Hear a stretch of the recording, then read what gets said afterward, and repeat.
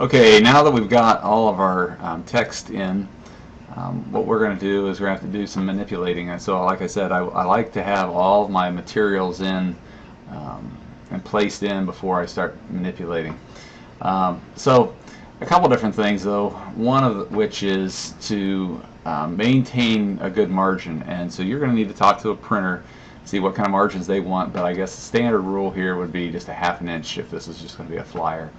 So in both Photoshop and Photoshop Elements, you have this ability. If we go up to View and Rulers, I click on Rulers, and you can see the rulers are in the horizontal and vertical dimensions. So what we can do is if I move my cursor over into the ruler itself and I left click and drag out, I can drag what's called a blue line. And this came from the old days when you used to be able to draw with a non-photo blue pencil, and when they went to make camera ready artwork, that blue would not photograph, and so you didn't have to worry about erasing lines, and you could use guidelines with this non-photo blue. So you could in Photoshop change the color now, but it's kind of the tradition.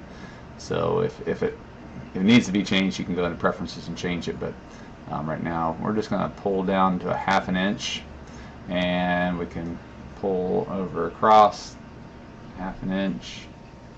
And if we really wanted to, if you want to get tricky, if you want to Photoshop geek, you can pull from the vertical, but hold Alt down, and it automatically changes the orientation here. So it's a little trick.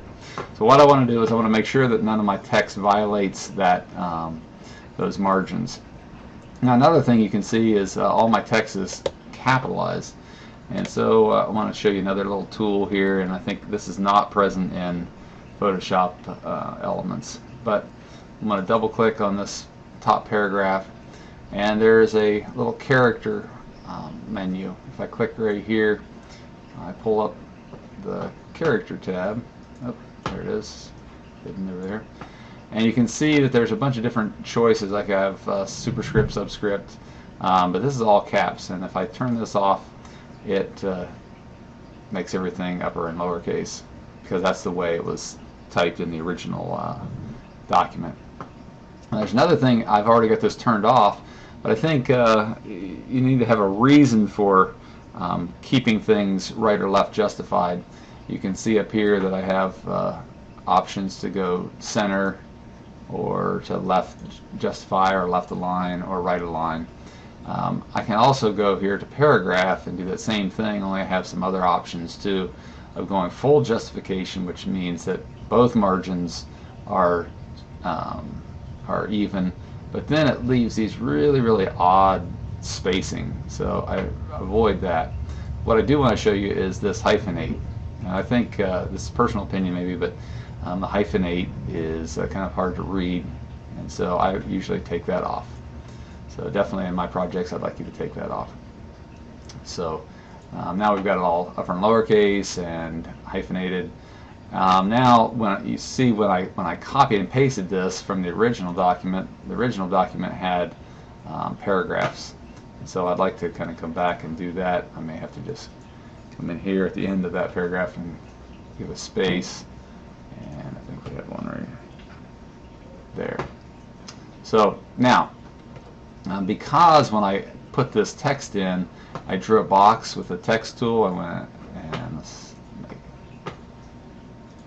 I clicked and drug a box. Now I have kind of a bounding box that I can manipulate this text in, and I'm not actually modifying or transforming the actual shape of the letters. Now I'll show you another thing here in a minute, but I may need to bring this margin in, and when I do that, notice the whole paragraph gets longer. Remember, again, if I pull out too far, then I get a little X right here, and that is showing that I have text that's not viewable right at the moment. So again, I'm not going to get too detailed here. I'm going to move things around just so I have some room to bring in some pictures, and then we'll actually work on the design. So I'm going to go ahead and go through this, and I come back here after we get this all done. So character, Turn that off. This is only one paragraph anyway, so we're good. And double click here. Now if in Elements you don't get this, if I start moving this and it starts to either elongate or compress the text, this is just changing how much we view. But if I really change the aspect ratio of the text, then what I want to do is I want to check, and there should be a button down at the bottom down here in Photoshop proper. It's up here. It says auto select, and there's another show bounding box. We want to uncheck those, and then we'll be able to move the margins around things. Okay, so now what we want to do is bring in some pictures. So we're going to go to File and Place, and this works in both Photoshop Elements. And I'm going to just choose one of these. Now if you're not familiar, there's a little button up here that will be able to give us a better view. So yours may be defaulted to Details, and I can't see really which picture I want. But if I click here and go to large icons or medium icons, I can kind of pick a picture. So I'm going to just choose this one right now, and you can choose whichever ones you'd like. Now before I confirm that placement, I can kind of modify the size at the moment, and you can see that it automatically made its own layer. So if I grab a hold of this and I move it around, I'm actually just destroying the picture, and you don't want to do that. Definitely don't want to do that with a photograph of a person. So what I'm going to do is I'm going to cancel that,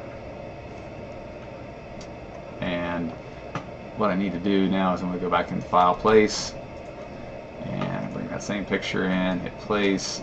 And now if I want to hold the Shift key, and you want to just make a practice of that, because that constrains the proportions. So if I move the horizontal dimension, I'm also going to move the vertical dimension. And so I don't really care if this is the size at the moment. I just want to get it in here again, bring in all those raw materials. If I ever want to change the size again, I just have to select that layer and hit Control T, and Control T is transform, or you can go up to Edit and free transform. So there's the shortcut key. So now again, I hold that Shift key down, and I'm just going to say OK there.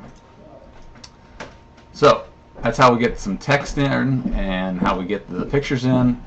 Now what we need to do is start arranging things, and so I'm not going to show you how to do a text wrap at the moment, but we just need to kind of get a basic design here.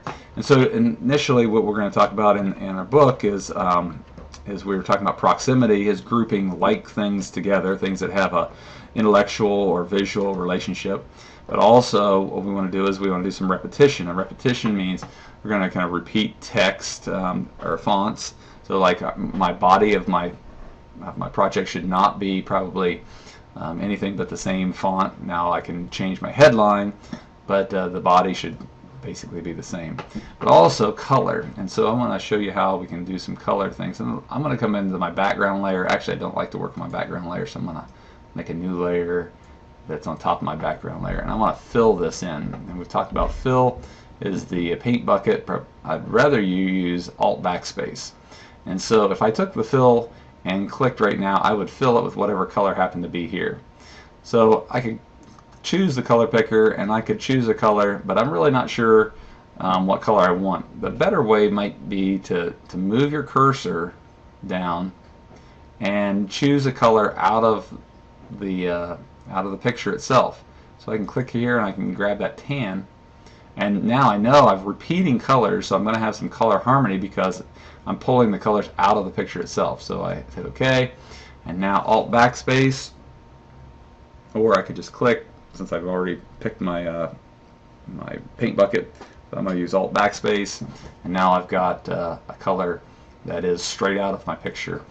And so I can do that with all these different kinds of things, all the different elements. I can go my headline, and here's, remember where we picked the color for the text.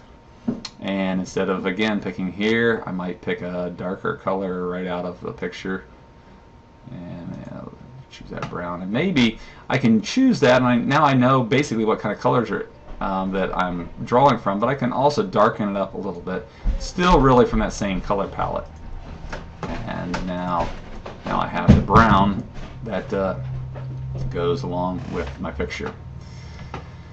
I'm going to stop there, and we'll pick up with some maybe graphic elements in a moment.